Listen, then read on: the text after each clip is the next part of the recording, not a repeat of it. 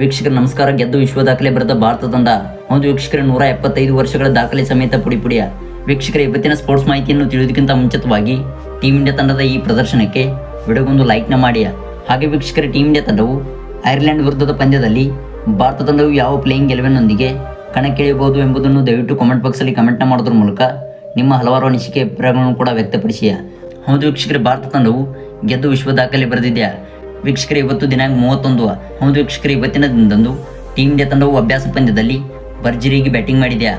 ವೀಕ್ಷಕರ team India ತಂಡದ A ತಂಡ ಹಾಗೂ ಬಿ ತಂಡಗಳು ಸೆಣಸಾಡುತ್ತಿದ್ದು, ಹಾಗೆ ವೀಕ್ಷಕರ ಟೀಮ್ ಇಂಡಿಯಾ ತಂಡದ ಎ ತಂಡದಲ್ಲಿ ಸೂರ್ಯಕುಮಾರ್ ಯಾದವ್ ಅವರು ನಾಯಕತ್ವವನ್ನು ವಹಿಸಿದ್ದರು.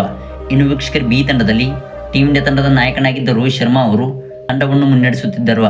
ಇನ್ನು ವೀಕ್ಷಕರ ಟೀಮ್ ಇಂಡಿಯಾ ತಂಡದ ಎ ತಂಡವು ಟಾಸ್ ಗೆದ್ದು ಮೊದಲು ಬ್ಯಾಟಿಂಗ್ ಆಯ್ದುಕೊಂಡಿತ್ತು.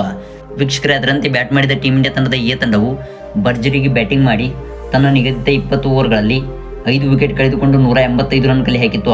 ವೀಕ್ಷಕರ ಟೀಮ್ ಇಂಡಿಯಾದ ಎ ತಂಡದ ಪರ ನಾಯಕನಾಗಿದ್ದ ಸೂರ್ಯಕುಮಾರ್ ಯಾದವ್ ಅವರು ಕೇವಲ ಎದುರಿಸಿದ 40 ಎಸೆತಗಳಲ್ಲಿ 100 ರನ್ ಸಿಡಿಸಿ ಮತ್ತೊಂದು ಶತಕವನ್ನು ಬಾರಿಸಿದರು.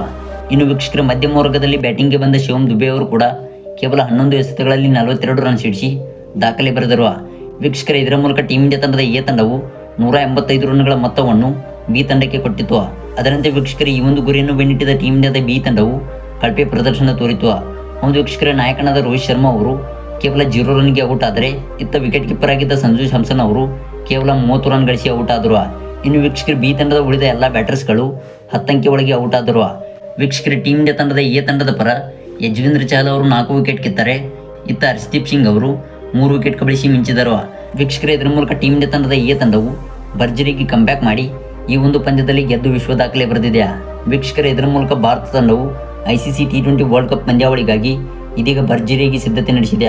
ವೀಕ್ಷಕರೇ, ಹಾಗೆ ಭಾರತ ತಂಡವು ಇದೇ ಬರುವ ಜೂನ್ 5ರಂದು ಐರ್ಲೆಂಡ್ ವಿರುದ್ಧ ಸೆಣಸಾಡಲಿದೆ. ಅದಾದ ನಂತರ ವೀಕ್ಷಕರ ಜೂನ್ 9ರಂದು ಪಾಕಿಸ್ತಾನ ವಿರುದ್ಧ ಟೀಮ್ ಇಂಡಿಯಾ ತಂಡವು ಸೆಣಸಾಡಲಿದ್ದು ಈ ಒಂದು ಪಂದ್ಯವು ಮಹತ್ವದ್ದಾಗಿದೆ. ವೀಕ್ಷಕರೇ, ಇದಾಗಿತ್ತು ಇವತ್ತಿನ ಸ್ಪೋರ್ಟ್ಸ್ ಮಾಹಿತಿ.